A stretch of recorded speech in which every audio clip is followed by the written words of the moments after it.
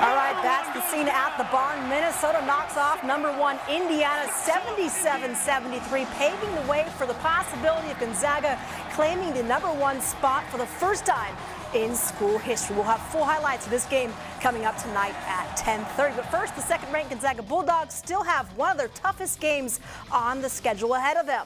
The Zags, well, didn't fare too well in Provo last year, falling to BYU 83-73 in front of nearly 20,000 fans at the Marriott Center.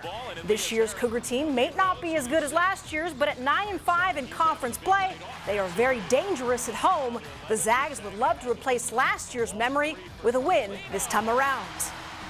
I've only experienced it once, and it was wild that first time, and we didn't do too hot last year. So, that's the only experience I have of it, and it was pretty spectacular. So that's what I'm going down there with this time, and that mindset, and understanding that it's going to be a challenge, and they're going to be rowdy, and they're going to be into it, and there's going to be a whole heck of a lot of people in there.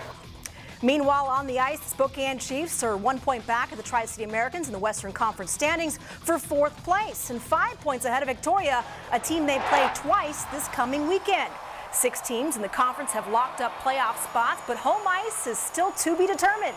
The Chiefs can't look past the next game on the schedule, and that's the Everett Silvertips.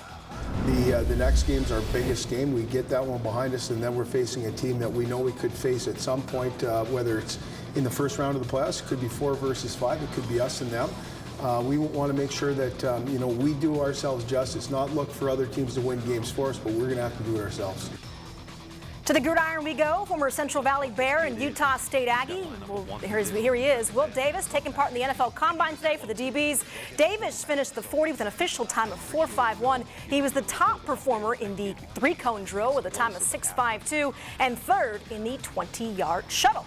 Former Washington Husky cornerback Desmond Trufant may have ballooned his draft stock after a surprisingly quick 40-yard dash, clocking in a time at 4.38.